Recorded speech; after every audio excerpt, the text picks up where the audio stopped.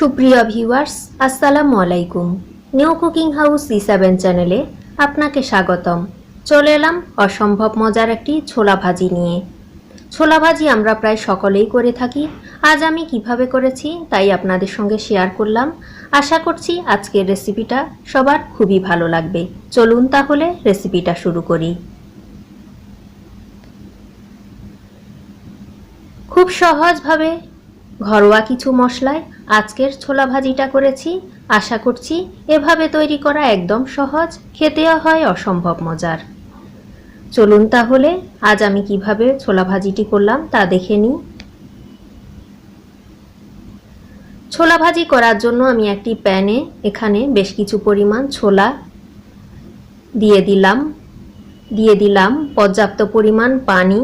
যতটা দিলে ছোলাগুলো ডুবে যায় ততটাই পানি অ্যাড করেছি। ছোলাগুলোকে প্রায় 7-8 ঘন্টা ভিজিয়ে রেখেছিলাম। এ পর্যায়ে দিয়ে দিলাম স্বাদমতো লবণ। তারপর দিয়ে দিচ্ছি হাফ চা চামচ ধনে এবং জিরে গুঁড়ো।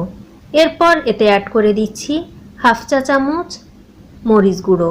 ঝালটা পছন্দ মতো ব্যবহার করবেন, আমি আমার পছন্দ মতো দিয়েছি, কেউ চাইলে আর একটু বাড়িয়ে দিতে পারেন। তারপর এতে অ্যাড করে দিচ্ছি হাফ চা চামচ হলুদ গুঁড়ো। খুব সহজভাবে সামান্য কিছু উপকরণে আজকের ছোলা ভাজিটি করে নিব।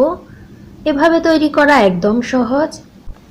এখন আমি দিয়ে দিলাম আদা পেস্ট প্রায় 1.5 টেবিল চামচ। দিয়ে দিলাম একটি ছোট সাইজের আলুটাকে ছোট করে কুচি করে নিয়েছি। তারপর এতে আমি ব্যবহার করছি রসুন পেস্ট। আমি এখানে প্রায় 2 টেবিল চামচ রসুন পেস্ট দিয়েছি। এ পর্যায়ে সবগুলো উপকরণ ভালোভাবে মিশিয়ে নিচ্ছি। চুলোর তাপ রেখেছি মিডিয়ামে। এখন ছোলাটাকে সেদ্ধ করার পালা। তারপর ভেজে নেব।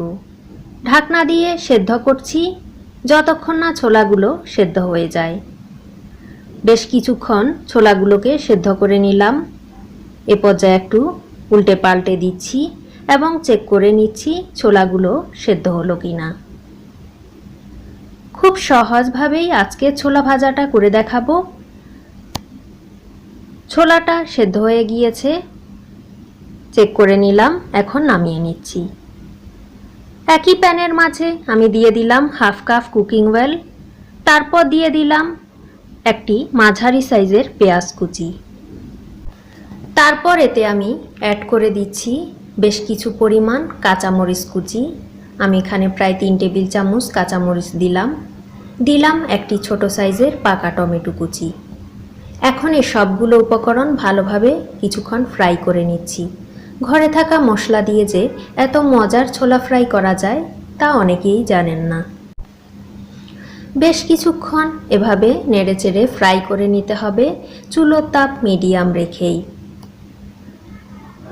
নতুন গৃহিণী আপু অথবা ব্যাচেলর ভাইয়াদের জন্য আজকের এই সহজ রেসিপিটা খুবই হেল্পফুল হবে।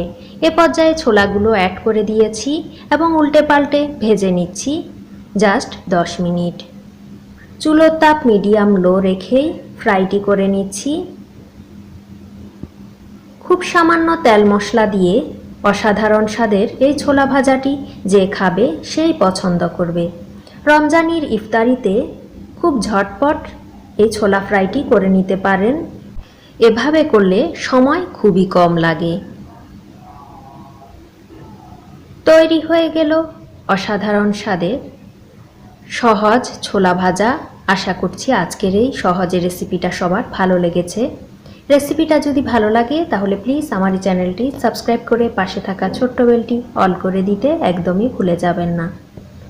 ভিডিওগুলো ফ্রেন্ডস ফ্যামিলির সঙ্গে শেয়ার করার অনুরোধ রইল। সবাই ভালো থাকবেন।